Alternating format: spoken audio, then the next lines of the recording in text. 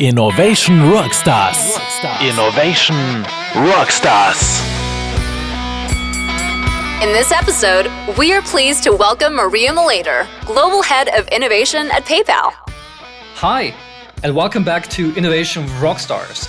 My name is Chris Milroth, and in this episode, I am thrilled to welcome Maria Mlader, Global Head of Innovation at PayPal. Maria focuses on building and scaling innovation and thereby enabling each employee at PayPal to make a difference. She also owns both PayPal's global innovation strategy and its execution, and among many other things, she oversees the Global Innovation Ambassador Network, spread across more than, 11 locations. So I'm really excited to have you on the show, Maria. Thanks much for joining Innovation Rockstars. Thanks so much, Chris. I'm really excited about our conversation. All right, so let's kick things off with a 60 seconds introduction sprint. The sprint is all about you, your career, and your current role at PayPal. So I have my digital stopwatch here. So for the next 60 seconds, the stage is all yours. Let's go. No pressure whatsoever. I'll give it a try, of course. So academically speaking, my background is in sociology and economics, which I think gives me a really, really broad basis to do whatever I want. And this is exactly what I did. I joined PayPal 12 and a half years ago, very much focusing on the world of compliance from every possible angle you can think about, thinking that this is my career and my path in the future. Little did I know when I entered the technology leadership program, a 2-year rotational program at PayPal, that it wasn't. And what I had found for myself was the world of innovation, and I've never looked back since. And like you said, Chris, what I do in my day to day is lead the global program, try and give people the skills of innovation so they can be the innovators that they truly are in their day to day, which is enjoyable. It's a super complex problem, and I'm loving it. You're loving it. Great statement. Okay, thank you. Now, as the next thing, here are 3 sentence starters for you, and I would like you to complete them. So let's start with number 1. I recently moved to San Jose because personally, I was seeking a challenge, because professionally, that was the challenge on offer. And Silicon Valley is the hub of innovation, not the only one anymore, but still. And coming from Ireland, the sun was a big perk. It definitely was. Okay, number 2. A fun week for me means... A fun week for me in work means hustle, bustle, a big challenge on the horizon that I don't know anything about yet. So I love spontaneous things, mixed with some comfort. And comfort for me in work means working with my trusted colleagues and network, thinking about something new, figuring something out that we want to solve. That is my comfort zone. And maybe even achieving some goals at the end. That truly is a fun week for me at PayPal, believe it or not.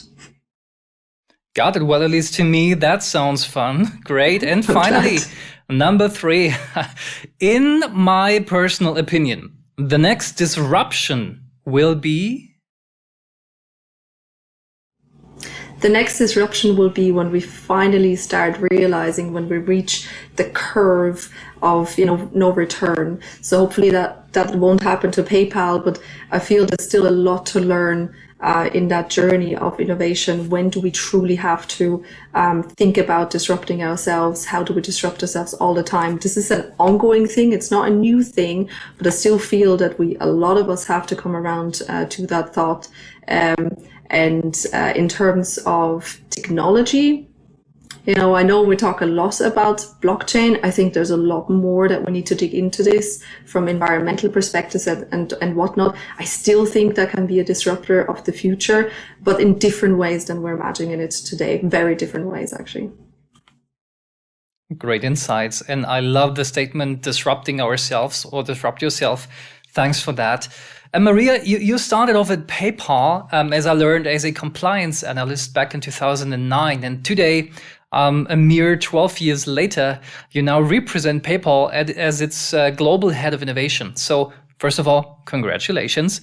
Now, how to go from being a compliance analyst, which requires different skills, different mindsets, to leading the innovation program of PayPal. I mean, personally, I do not believe in linear career paths and that stuff, but I'm just curious, what is your story? First of all, thank you so much. Very kind of you to note and also to ask, because I am so with you on the linear path that, we always want to have a linear path. It makes a lot more sense. You can plan your future around that. But that's just not how life works. At least in my case, that's not how it worked out. And I'm glad for it. But I think upon reflection and thinking about my own journey, what I realized is really two things that always ring true, whatever I have done, and I'm sure whatever I will do. The first one is I cannot ask questions. Even in our brief before, there's always a million and one things in my head that I just would love to ask. And it's not for the sake of asking, not to be obnoxious, not to know every intrinsic detail. The detail always comes later for me. Is I'm painting a picture in my head as to what that topic is all about, what it means truly, and I want to get the context. So for me, that curiosity and the asking questions is a recurring theme, because for me, this is where I truly find the different angles in a conversation. I don't want to jump to conclusions, and what I also don't want to miss out is that personal element, the person I'm speaking to, where they're coming from, what it means when they're presenting that topic. So it's kind of like empathy and how it complements my curiosity. And I think the second one is, and no pity please, because it's not required, is the never quite feeling like you fit in. I think I had that all my life. And when I thought about it, I very much know now that what it means is I always strive to be better, strive to do better. I want to know more things. And with that, you just continuously challenge yourself. It's not always a fun place to be in. I think a lot of us have been in the same position, especially when it kind of happens all the time. But I've learned to translate that into, this is good. You're onto something, Maria. Persevere and keep on going with it. So this is kind of where it led me to trusting myself, asking more questions, get further ahead. And that's also where that feeling came from. However, for everyone who feels like they can't put up with always feeling uncomfortable, I've learned to also create my comfort space in the change. So to me, visually speaking, what that means is, if you have a lot of plates that are moving, I kind of find my place where the plates overlap. This is where I feel comfortable. And this is where I can hang out when I have to retrieve from all those vulnerable feelings that I would have. So I think this is always where it came from. And ultimately, I learned how to translate the skills that I have into the spaces that I'm in the departments that I've worked in the roles that I've learned about, in the roles that I've had myself. I don't see myself as an innovation manager or anything like that. I see myself as the collection of skills. And this is how I would always ask everyone else to think about it as well, because imagine how many roles you truly fit into if you just see yourself as a collection of the skills as opposed to a collection of tasks that you've done. Yes, totally true. And, we do live in nonlinear times. So I think this is a really healthy mindset to be in, right? And following up on that, is there a typical career in the innovation space anyhow? What would you say? To me, personally speaking, I don't think so. And I think that makes it a lot more interesting for me. Yes, of course, you can strive to have a career in innovation. If you study innovation management, of course, this is where you want to go to. But I think it does limit you in the spaces that are out there. I get that all the time. Why don't you have more spaces on your team? Why is there not more of you across the company? Believe me, that would be lovely, but that's also not how PayPal operates. And I think a lot of other companies neither. So to me, it is very much the journey of understanding what kind of skills you bring to the table and knowing that you can be an innovator, even if you don't have an innovation title, if that makes sense. I know of a lot of people in PayPal and externally, I would consider them as innovators, and they're highly regarded as that. But there might be a product manager or an engineer or whatever their actual title is, because that's also where a passion of theirs lie, because they innovate on a daily basis, so to speak, and they're entrepreneurs or intrapreneurs or whatever, and just demonstrate those skills. So I know that doesn't sound as exciting maybe, but what it actually allows you to do is, like a lot of my colleagues, if they have two passions, they're passionate about innovation and also passionate about social justice or whatever the case may be, they can combine those two and be known for both. Got it. Yeah. And then frankly speaking, I guess, that there is absolutely an argument for saying just because you do not have innovation in your title, you're still of course innovating. You're maybe developing great products. You're strategizing. You're doing whatever tactical stuff. But it's innovative. It's new. It's something that was maybe not seen before. So don't go for the title bashing if you want to work in innovation, right? Well, this is it. But I know that the world is a very title-driven world. I understand that. I realize that it is easier to categorize. It's easier to screen from an HR perspective. But that's truly not the world we're going to live in going forward. I mean, the Instagrams of the world, you can create your own personal brand, and that often doesn't have anything to do with your job title at all. So to me, it's always like looking behind the curtains and, forming your own opinion of that person as well, if you can. Doesn't streamline your HR process, but it does make it a lot more interesting. I can tell you that. Yeah, and it makes lots of sense, right? So let's now turn to PayPal. So I guess in December 1998, PayPal was originally established by Peter Thiel, Luke Nosek, and Max Levchin, formerly known as Confinity, and then somewhere in 2000. Confinity merged with X.com, who was an online financial services company founded by Elon Musk.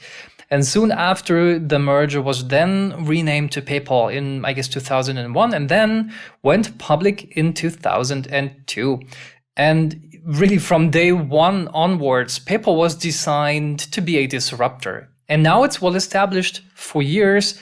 But of course, technological advancements are progressing rapidly. I mean, just think of no-touch payments, all the fintechs, but also cryptocurrencies, given, Bitcoin, the Lightning Network, Ripple Labs, XRP, or XTC, XLM, but also Stripe and Coinbase and things we heard from Twitter and so on and so on. So, Maria, my question to you is how to keep up with the accelerating pace of technological progress?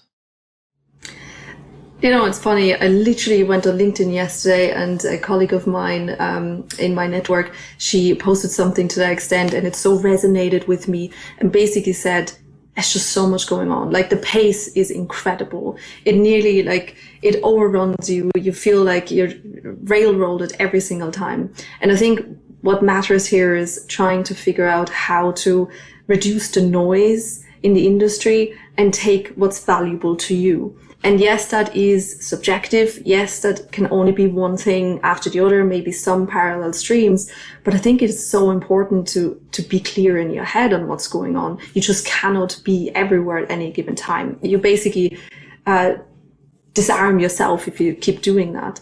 So what I do, I think if you're passionate and motivated about something, you'll always start hyper focusing anyway. Like your brain, this great example. If someone tells you, "Oh, I haven't seen a red car in ages," the next thing that happens is you see 3, 4, 5, just because your brain then hones in on it. So I think allowing yourself to do that, going down certain rabbit holes and not all of them, that is one way that I go about it. So I trust my own alarm system, if that makes sense. But what I do a lot as well, and I make it a point of my day to day, is talk to my colleagues. What are they thinking about? What are they worried about? Where do they feel there's something going on? Because especially if you talk to colleagues from different departments, they'll all linked in with their own industry. And eventually you see a consensus. It's like customer research, I guess. Eventually you see like certain themes coming back all the time. And maybe the third one I'd say is be careful with people just bringing back the news of the day or bringing back something they just read one-on-one. You want to have people who have reflected on something a bit more than just reading and sharing, if that makes sense, even though that's also an element, of course, to consider. It is for sure. And so cutting the noise, distilling the signals, and I guess, highly subjective and a challenging task to do. For the technological process, is it the same? So that's technology push, right? But is it the same for market pull, for, ever-changing consumer needs, or would you say it's different there? Yes and no. I think with customers, I feel because as humans, we're such complex people, there's just different ways of how we have to hone in on what we're hearing from customers. So I always say, first of all, we need to talk to our own customers on an ongoing basis. So establish a quick rapport with different kinds of customer bases. So a product manager can kind of always be on a straight and arrow. You do maybe a big customer research piece at the very beginning of thinking about a product creation, but then it's more about tapping in throughout that journey to stay on top. And again, here, the removing the noise and distilling is important, but you can't assume that what was true a year ago still holds true. So definitely consult with your ongoing customer base. Another one, though, I think that we need to consider always is, what are the non-customers thinking? Why aren't they using your service or your product? What are they thinking about? Why? I mean, most of the time they prefer a competitor. Why is that? But hear it from them, not just analyze the competitor, and then see if there's anything else about that. And then my favorite one, which by far is the hardest, of course, but that's why we're in innovation, is to observe customer needs that, a need that a customer has, but doesn't even realize that they have it. So, for example, we had a great author in Ben Binsau who wrote Build to Innovate. And I love this example. It resonates a lot with me as a tea drinker. Philips went out, the electronics company, to figure out how people use their products, one of which was a water kettle, so a water heater. And they realized that the customers in England, because the lime scale rate was so high, had all these white bits floating in their tea, which they didn't like. So they all started filtering the water as they poured it out. Philips realized that that was something that everyone did, and not a single customer complained about it. They just substituted. Because we do that. As humans, we just substitute a lot without realizing, figure things out to make our lives easier. They added a filter and never looked back, and their numbers soared no end. And this is where it gets interesting. No one needed an iPhone until we had an iPhone, and now we can't live without, for example. So that's definitely a growth hack. And I mean, I know this as, trying to understand and also fulfill unmet customer needs. However, of course, oftentimes these unmet customer needs are also unknown, as you say, by the customers themselves or by the consumers themselves. But certainly if you kind of excel in that, I'm pretty sure this is a very, very powerful thing to do and to fuel charge growth and new products and product development in general. So that's great. And now before we look at how PayPal understands and embraces innovation on a global scale, let's play a quick game, which is called Either Or. So that is a game of choice, Maria. And I will give you two options. You choose one and then spend one sentence each to briefly explain your choice. All right, let's try that. So number one, would you either stop working in innovation or stop working at PayPal, and why? You went right there, did you? Oh my God. For me, it's innovation all the way. But like I said, there's a lot of options that you can be an innovator in different roles. And I know that there's a place for me in PayPal always. So now I gave you both. And that wasn't allowed, I'm sure. But it has to be innovation for me for sure, so I can share my skill set. But that does not exclude PayPal.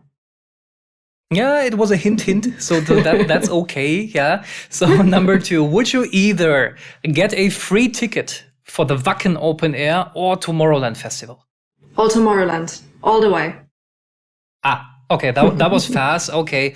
And I got another one. The third one is, would you either want to be able to see into the future or go back in time and change one thing? Future. Definitely future. I've learned from watching films, when you change something in the past, you do not know what's happening when you go back to the present. And I do not regret what I've done. You know, there's a lot of learnings, but I do not regret what has happened. And I'd rather know maybe what's in the future to a certain degree, not to a great degree. Okay, interesting. Great choices. Okay, now let's talk innovation at PayPal, especially on a global scale. So, we know innovation is a serious business and not just some PR stunt, right? So you do not invest a significant amount of both human and financial capital in innovation just for fun, right? It has to have a significant impact on the business. So let's start first things first. So how does PayPal understand innovation actually? Yeah, I mean, as a lot of people know, and I do share very openly, is PayPal does not have an R&D center. We don't have a centralized innovation function. We see innovation as a decentralized, distributed installation, so to speak. So it's everyone's responsibility to make sure that we live the value of innovation. But the way we see it beyond that is we look at it from the 3 horizon perspective, horizon 1, 2, and 3. So the horizon 1 is the innovation that happens in your day to day. So, what goes around, what makes people tick using that innovation skill set we try to give them. Horizon 2 is everything beyond 3 years. So what does the future hold in 3 years? That's when the skill of maybe looking at the future would be very helpful. And then horizon 3 is 5, 10 years, if not even further, but let's say with 5 to 10 years, that's more realistic. When it comes to measuring and understanding the impact, horizon 1 is very difficult. We can't really measure how much effort goes into what our colleagues are doing on a day-to-day basis, how much time they're spending on it. And we don't want to go there either. And I know this is your daily bread and butter. And, it's very hard, of course, and that's why we need support from each other. And Horizon 3, though, what it allows you is it really allows you to stage something, like create a staged environment with people, with resources, research, whatever you may need. So that's where you can put your money against, so to speak, if you want, your investments. Then you create your milestones against the most critical achievements you want to have. And if you don't reach those milestones, you basically write off the investment, meaning that you do not try to fall into the sunk cost fallacy, whereby you say, I've had the idea, I've invested a lot of time and effort and money maybe at that stage, I'll stick with it just because. Of course, you have to find a sweet spot between persevering and giving up and just leaving the idea be, but we need to be open to cut your costs at this point and just say, okay, this idea is not working, let's move on, no hard feelings, this is a failure that we learn from. So this is how we approach this, and this is how we want to think about it. Interesting. Okay, great choices. So, okay, now let's talk about innovation at PayPal on a global scale. So, as you know, as I know, innovation is a serious business and not just some PR stunt, right? So you do not invest a significant amount of human and also financial capital in innovation just for fun, right? It has to have a significant impact on the business. But let's do first things first. So how does PayPal understand innovation actually? So for PayPal, first of all, PayPal does not have a centralized R&D structure. That's just not how we operate. We have a decentralized model where it's everyone's business to chip in, be innovative, and improve on day to day and our future outlook. But the way we see it is from the horizon levels point of view. So horizon 1, 2, and 3. So horizon 1 be the innovation that happens on a daily basis in people's roles and jobs. And it's kind of like an ongoing usage of that toolkit that they have. Horizon 2 is 1 to 3 years in and around, and so more forward looking, but still quite immediate. And Horizon 3 is definitely 3 years and beyond. I would usually say 5 to 10 years if we try and motivate our employees. And that is a hard feat. You don't really know where that's going. But what it allows you at Horizon 3 is you can stage this entire environment. You can make assumptions that might ring true in the future or not. You can understand resourcing needs, headcount that you might need. So you can understand potentially what the investment could be. And with that, you then set milestones against your critical assumptions, and then you see if you hit them or not. And then you understand whether you write off your investment. Very conscious. It has to be a conscious effort, not a side by side, like an on the side thing. And we want to do that because we don't want to be at the risk of falling into sunk cost fallacy. That's something that we're really aware of, because we hear this too much everywhere. Like, I've had to say to you, I've started this project and I need to finish it because we've already put too much money against it. And this is exactly what we shouldn't be doing, especially as we're really trying to think along different lines. And because everywhere else you can't really measure as much. Our involvement of employees in how they bring it in their day to day, very hard to measure. Horizon 2, slightly better. But the attitude should still be the same. Fail fast to learn should be the motivation and the motto, not the money that we've put in. So this is really something that we're consciously trying to drive home. But as humans, we always want to go there. So it's really hard. But that's where we're coming from in PayPal.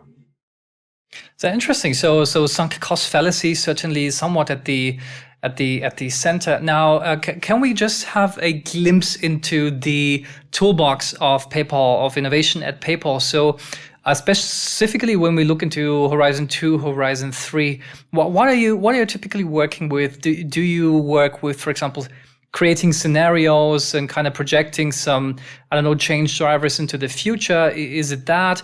Or is it more that you basically are on a fail fast, fail early, fail hard mindset, applying the metered funding to the projects and initiatives? How do you typically do that?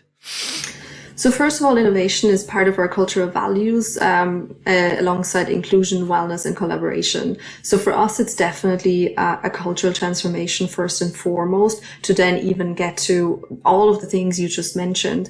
And the way we try to do this is, create a repetitive habit for people. And the way we do it is through celebrating rituals together. So that could be, first of all, we want to get them into the space. So we want to entice them for innovation and what that might mean to them by way of, competitions, hackathons.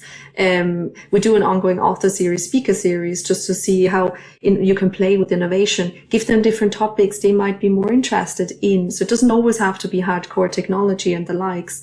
And then we get into space where we want to allow them to learn and practice the skills of innovation by way of using our own platforms and programs that we build in-house. So they have a safe space to fail fast to learn, a safe space to build out their network, a safe space to enhance their skills that they already have, or try a completely different one. We want them to be someone else, go different places, kind of predict the future for themselves from that perspective, so they see what they're capable of and really push the boat out and challenge themselves and get comfortable with the change. So this is also kind of part of that schooling and that learning.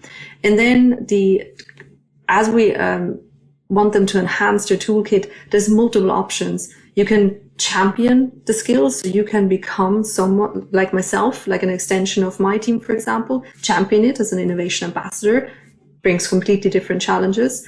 You can be an individual contributor to create research centers, like smaller hubs for blockchain. Like we used to do that. We had a little blockchain research team of actual headcount, but also loads of volunteers helping out. And just really try and play with the different things. And then we also have a patent program, intellectual property program, whereby we really want people then to start thinking about the 5 to 10 years. Where can that technology get you? This is definitely more advanced after you've kind of gone through all the other steps. Everyone's welcome. And, we get some really, really great ideas, and what you can patent is incredible, and things that you never think come true, but that's what we thought about splitting screens and whatever else with the latest Samsung. We never thought we can make it happen 5 years ago. And then the final thing that I would say that we also do is we really put an emphasis on rewarding the people that do these things. It's so important. We have a few in-house built reward tokens to share our appreciation, but also give them a little bit back. It's just, that's what makes the world go round, a good old thank you, and the handshake, the virtual handshake that we can't give right now. So this is all baked in for them to dabble in doing something different. Great for the glimpse into the toolbox, and I do have so many follow-up questions, but just a couple ones specifically on the people side, on the human side of all this. So you said, okay, connecting with them, engaging with them, and also rewarding obviously work and creativity, but the first step, how do you actually identify these individuals? How do you, speak to them? How do you find them? For example, the experts for blockchain, how to find them within I think it's about 30,000 employees globally. How do you do that? Do you know what? I think it's finding a lot within themselves. So first of all, I think what I do every day, all day, is I'm a broken record on our vision and mission. First of all, I need to understand what is the journey that we're on as a company, and what does it have to offer for them as well. Of course, we all want to be better, do better for PayPal, but that doesn't directly always resonate with people, because it's like, I get what you're saying, but where's my part in this? And this is where we come very much to what the program that I run is doing a lot, is finding entryways and pathways into that innovation community for each and every employee. So we're definitely targeting a lot of, whether it's folks coming in anew, or it's through different types of topics that might grasp their interest or attention, or formats that, a lot of people are very competitive, so our competitive hackathons and tournaments or whatever always resonate with people, and it's trying to tickle that topic that they're most interested in, and the skills they most want to develop out of them. So this is what I spent a lot of time on, because doing is the truly hard part. Here we hear a lot and we believe in a lot, and a lot of stuff resonates with us, but if you don't get a recipe of as in how can I actually do it, like a lot of people might think this is super interesting, blockchain is super interesting, where's my place in this? Or maybe I don't even have a place because I'm not an engineer, and that makes me sad, because that shouldn't be the case, but understand where it comes from. So this is where I spent a lot of time on, is how to enable people to do things through, creating different ways that might resonate with them, because we're all different, all of us. So I guess, thanks. This is a great lesson in leadership. And I think you basically need this, right, to run such a global program. And I think in that sense, in 2019, PayPal introduced what's called a global innovation tournament, right? A concept to, again, foster and enhance innovation on a global scale, as you said, for everybody. And I learned it also has a CEO support, right? So can you talk about that? What is that tournament, and how does it work? Oh, I'm happy to. The tournament has become a staple in the company for innovation and for the employees in general. And yes, Dan has been great. He has a little picture of the finale on his desk. We love to see it when we talk to him. And the point for us is that the tournament is much bigger than just a nice competition. It is for us a one-stop shop of how we see innovation at PayPal. It is bringing people on a journey from a little idea that had two-liner tweet size to a fully fleshed business plan that they can actually pitch to investors, who are our senior leadership team, to try and see if they will pick them to get that built out, that idea. And we want to, the journey entails a learning program. The journey entails, practicing all of these skills in a safe environment. And, it really brings them to new heights. First of all, it makes them believe in what they're doing themselves, that it's valuable. It's also a whole lot of fun, of course. But it also enables them to think bigger. It's literally from a small, narrow world to opening up the entire world, and how to distill that information like we talked about earlier. All the input, all the feedback, and staying strong and creating that mission and vision for that business that they want to create, or the product they want to build, or whatever they're doing. And this is the tournament, and it's 5 months long, and it's 3 to 5 stages, depending on how we set it up that year. And, business plan creation, prototyping, pitching to sponsors to be, graded higher than everybody else, and then making it to the final to pitch it in front of your investors, basically. Okay, so I think you deliberately choose the word tournament, so it has some competitive component in it, right? And every journey has a start somewhere. So can you walk us through the journey of introducing the tournament to PayPal, as specifically the first year, I assume was quite interesting, wasn't it? It was very interesting. I think so. First of all, when we thought about this, the word tournament actually, feels a bit like the Olympics. Yes, it's great to be part of it, and we all acknowledge it's great, but you also want to win. It still has that competitive element in there, exactly like you said, and we know that speaks to people. I think the other thing that we knew in 2019, we weren't in the situation we're in today, but it still rings true, is that we love being together to create something else, to, have a shared purpose and coming together for that purpose. So we knew that there's a good chance of people, that resonating with people. And so we went out we pitched our hearts out. Once we understood the why, that one-stop shop, and once we understood the how, what kind of phases, who is judging when and doing this and that, not in as much detail as you would assume, but, solid enough to sell the message. And then we went out with the message, and what we realized, it's a really easy one to, share. People get it. Oh, it's a tournament. Oh yeah, you got to win something. Oh yeah, there's a journey towards doing that. It's really easy to explain. You don't want to have something that's overly complicated, because people will fall off the bandwagon straight away, not understanding what's going on. So we pitched our hearts out. We plastered the offices with flyers. And last year we did that virtually, believe it or not. That was interesting. And we asked all our liaisons who we pitched to too in different offices to do the exact same. And in addition, people love to brainstorm. Not everyone may know how to do it, but if someone starts it, people come. And we had people rally all over the company to brainstorm against problem statements put forward. And also there's a bit of a perk, meeting the sponsors, meeting our leadership, meeting Dan himself at the end of it.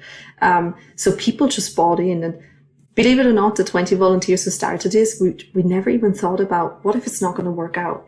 Because we knew that if it doesn't work out, we spend a bit of money, we lost a bit of effort doing it, the time that went into it, and it'll be mostly disappointing. So, no love lost, so we might as well plow on, and we did, and we put it in all our heart and soul into it, and it became this grassroots movement that it still is today, and we're delighted. Yeah, got it. So you just did it, and I think these are truly impressive and also inspiring cases of how you could lead an organization down the path of innovation, right? And when we look now into towards the future, what is next for innovation at PayPal? So what are some of the, let's say, the high priority topics on your radar? I think still the scalability, if anything, we're growing, which is beautiful to see. I think I want to make sure that everyone finds their entryway into innovation, whether they start exploring that journey straight away, because there's a lot of offer in our company and not everyone might choose innovation. That is totally fine. But as long as they eventually dabble with it and try it out, see it from their colleagues, I think for us, how to scale this program, how to scale up our platforms that we've created for employees, and then ultimately the business you're in, how to measure it in a way that is not taking away from the actual cause. We don't want to measure it in a sense that, ROI, etc. We do not feel this is the right thing to do. It's not the right motivator. So how do we do that going forward is going to be one of the biggest challenges, because mostly we want to give back to our own employees so they feel that they're heard and seen in the right way. And, that always shows on the outside, and that always will make PayPal the company that people see it as, as reinventing ourselves every once in a while, which is exactly what we should be doing. Yeah, and so, keeping up the engagement certainly is a challenge itself, but great to hear that. So if I would ask you, what is kind of the one message you want to send out to the corporate world out there? So not only PayPal, but the entire corporate world out there. What would be the message? I think I repeat this a lot. Innovation, corporates are not the death of innovation, not for as long as we all do. Just do your part in every small step that you can. Be a role model to others, and just show that it can be done. If 20 random volunteers can pull off a tournament that now includes thousands of employees with next to no budget whatsoever, then everyone else can do their small bit. It doesn't have to always become a movement. That's not the point. But imagine 30,000 people or bigger corporations all doing their bit. But I think it has to be something that we do consciously and that we talk about all the time. Got it. Okay, so that was kind of the future looking forward. Now, finally, this is, by the way, my last question already for you today. So when you look back into the past, specifically on your professional career at PayPal so far, what would you say was your greatest innovation rockstar moment so far? I think my greatest innovation rockstar moment, it must be the tournament when we did it initially. That, for me, it changed my career. For me, it changed my outlook. It unlocked me to understand what fail fast to learn means, because we failed along the way. Don't get me wrong, there were failures within, and also how to, dream big and start small really resonates, and how that really comes true. So I think my ultimate innovation rockstar moment, because it unlocked so many things in me, it changed my entire career and the geography that I live in today, it must be the innovation rockstar moment, notwithstanding all the amazing things the tournament will do in the future, being even better and bigger. Straight into the Hall of Fame of the Innovation Rockstars. Great moment. All right, congratulations. And Maria, with this, we already wrap up this episode. It was a pleasure talking to you. Thanks again for the inspiring insights and being a part of this. Thank you so much, Chris, and thanks for having a Hall of Fame for Innovation Rockstars. It's been an honor. You're definitely in there. And to everybody listening or watching, if you like the show, leave us a rating or a review and share the podcast with friends and colleagues if you wish. And if you want to get in touch, simply shoot us a message at info@innovationrockstars.show. Now that's it. Thanks for your time. See you in the next episode. Take care and bye-bye. Innovation Rockstars. That was Innovation Rockstar Maria Malader on Innovation Enablement at PayPal. If you want to dive deeper into the topic, or if you'd simply like to give us feedback on this episode, or suggest someone that you think would be a great innovation rockstar, feel free to email us at info@innovationrockstars.show. For more inspiring innovation stories, visit our website at www.innovationrockstars.show. or browse through our Innovation Rockstars channel on all major podcast platforms. And while you are here, please leave us a rating for our show.